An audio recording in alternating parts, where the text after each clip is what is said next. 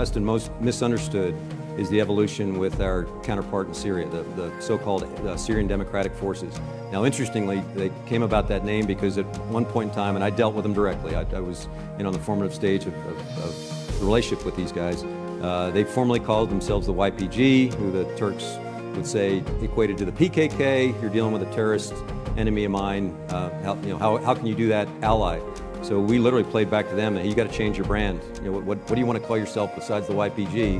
And with about a day's notice, they declared that they were the Syrian Democratic Forces. I thought it was a stroke of brilliance to put democracy in there somewhere, but it gave them a little bit of credibility. And solution. And I think it's important to recognize that we were postured for catastrophic failure in northeastern Syria because we entered into an alliance with the PKK. And the YPG, the Kurdish force that we worked with on the ground, is the PKK. This is a terrorist organization on the State Department's terrorism list that seeks to partition Turkey between Kurds and Turks. By aligning with the PKK, or actually allying with the PKK, we set ourselves on a collision course with Turkey. That was unwise from a humanitarian point of view, and it was extremely unwise from a strategic point of view. The strategic prize in this situation is the orientation, the international orientation of Turkey. The Turks have been telling us for years now that they don't like the fact that we are providing a power umbrella under which the PKK can build an autonomous Kurdish statelet in northeastern Syria. And we have effectively, time and time again, told them to sit down and shut up.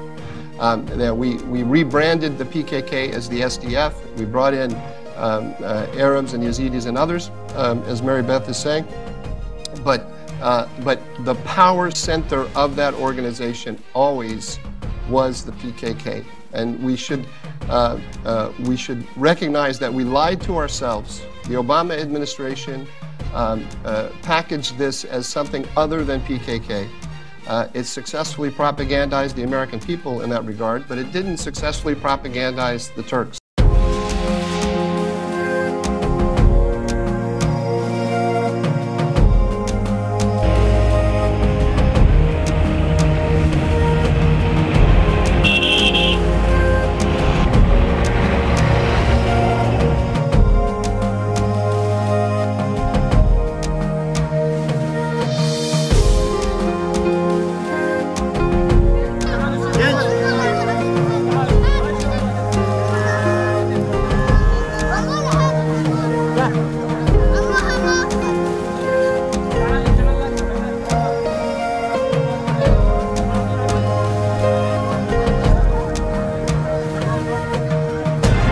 Askerler için dua ediyor.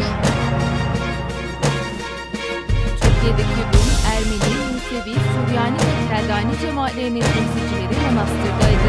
Bir kalabalık vardı. Bunlardan sonra saygı liderler mesajlarını okudu. Mardin ve Diyarbakır Süryani Ortodoks Metropoliti Saliba Özmen, ortak görevin barış içinde yaşamak olduğunu söyledi. Ortak görevimiz